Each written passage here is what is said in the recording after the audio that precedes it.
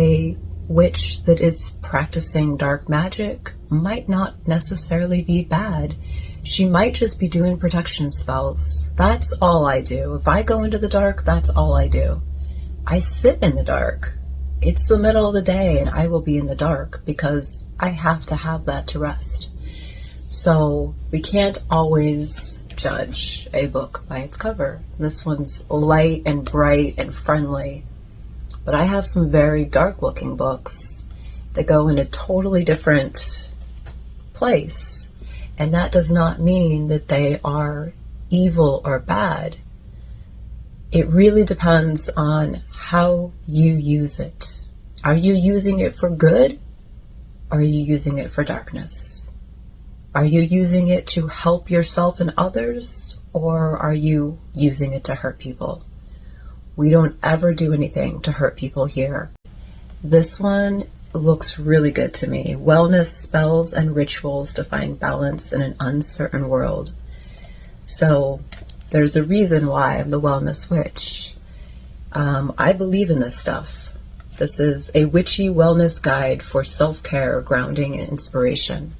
There is nothing negative about this at all.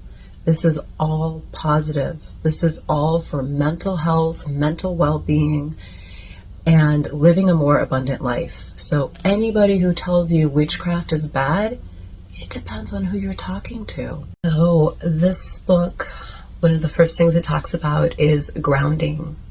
Grounding is just standing on the earth and breathing and feeling the earth. And you can go anywhere. You can go to the forest, you can go to your backyard, you can do it in the daylight, you can do it at night, you can do it with candles, you can do it by the moon. So grounding is very important, especially if you have a lot of earth in you. This is graveyard grounding for anxiety and migraines. So this would be more, yep, in a graveyard. Ooh, okay, we're getting a little witchy here. Heaven and earth grounding for balance. So this takes more intention. Again, it's for anxiousness and when you're about to perform a big ritual. You take your shoes off and make sure that you're securely grounded to the floor.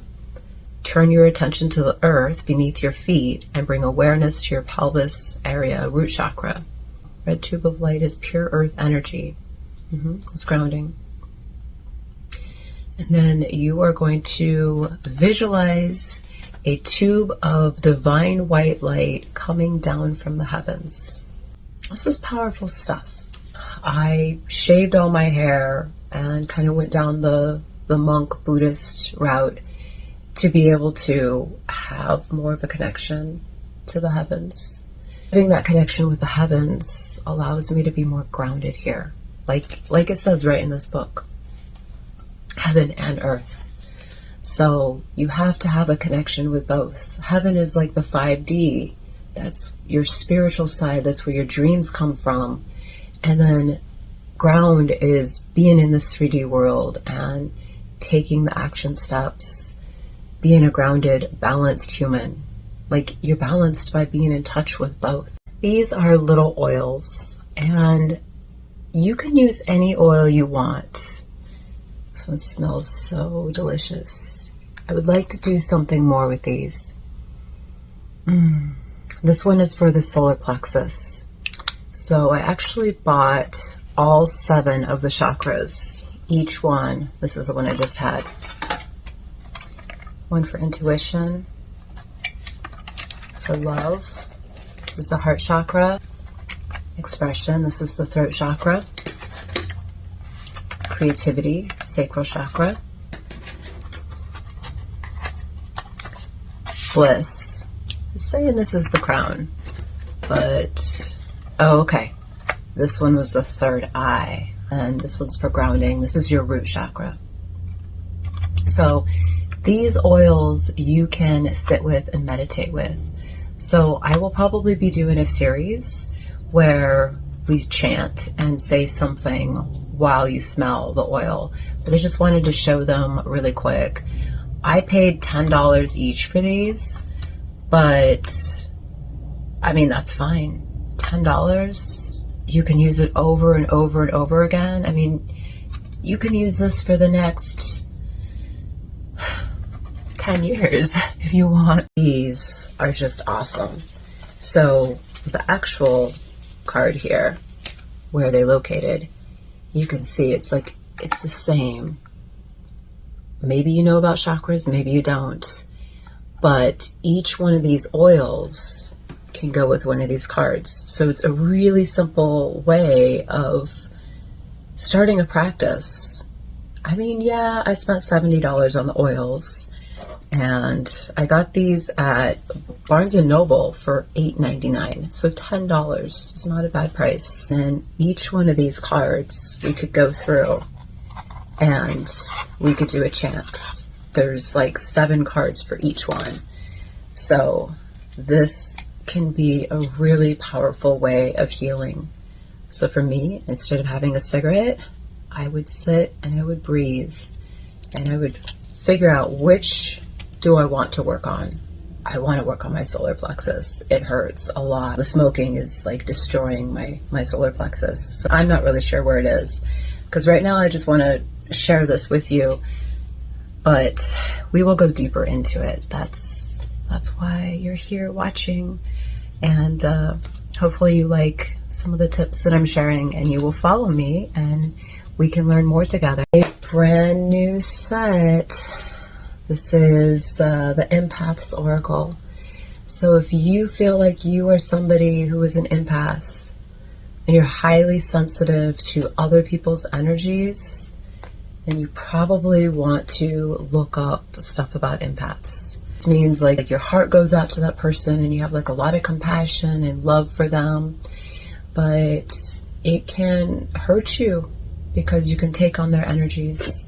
So you have to be really careful if you're an empath. You have to keep yourself protected, and you have to have peace and quiet and not overextend to other people in your life, or they can heavily bring you down. If they're in a lower energy and you normally sit in a higher vibration, you will come down to their low vibration and it will destroy you, because it's not your life's purpose to sit there. These tools help us get more in touch with who we are. And the more in touch with who we are, the more we manifest what is supposed to be in our life. This is how we rise as a divine feminine. This is how we put on our crown and really embody it. This is so very important. This is why sometimes in life we have to put up boundaries and come into ourselves and learn about ourselves and learn that, like, wait a minute, those are not my beliefs. That person is not judging me right. This is who I am. Distinguishing our energies and emotions from those of others. Recognizing boundaries with other people. Contemplating nuances of emotional and energetic exchanges. This is so important for wellness. You cannot take on somebody else's energetic vibration if it is not yours. Deeper meaning. Pulling this card is a direct call to action for all higher empathic and emotional sensitive individuals. This card necessitates the establishment of boundaries between that which is emotionally yours and that which belongs to another person, to society, or is a result of social conditioning. Although it can seem dreadfully hard, especially at first, it is our duty to recognize which emotions belong to us and which belong to an external party or parties. I've had to learn this lesson the hard way. We are big into astrology. So this is a book that we have here, and this is Mindful Astrology. Find peace of mind according to your sun, moon, and rising sign. I knew what my sun sign was for like my entire life. And I did not find out what my moon sign was until about 2 years ago. And then I found out my rising sign 2 months ago. It makes a huge difference in knowing yourself. It's a great self-discovery tool. It has given me so much insight as to why I do what I do, why I've kind of had this dark energy and was so into like skulls and death and able to handle death quite well when my husband died. I think it's really important to know yourself, and whatever tool that you can discover yourself better with, it's not a bad thing. It's a good thing. And anybody who like poos on you and is like, oh, that has no meaning, don't listen to them. That's their opinion. If you believe something has some validity to it, if it's useful for you, if it makes you a better person, if it helps you find yourself, then go down that path. So I found astrology to be really, really good in discovering myself. I have a couple other books as well. Just one book is good enough to start with. I think this one is $26.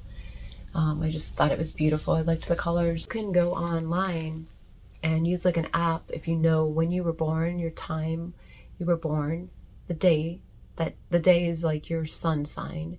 Your moon sign is where you were born, like the location on the planet. And then the rising sign is the hour you were born. So I'm a Pisces sun. I am a Taurus moon, and I am a Scorpio rising. Those are all so powerful. And so understanding that when I was born, those were the energies at that moment that I was born into. I believe in this stuff. So it's given me so much more understanding. So, if you can pick up a book for $26 and better understand yourself and why you do what you do and what kind of energy you embody, man, it could change your life. It's changing my life to go on this journey of self-discovery. So, hey, try it. Instead of saying it's like nonsense, just try it. You never know where it will lead. I have so many books that I can share on astrology. I'm not an astrologer. I'm not an astrologist. I'm not anything related to astrology other than I embody the energy of the stars.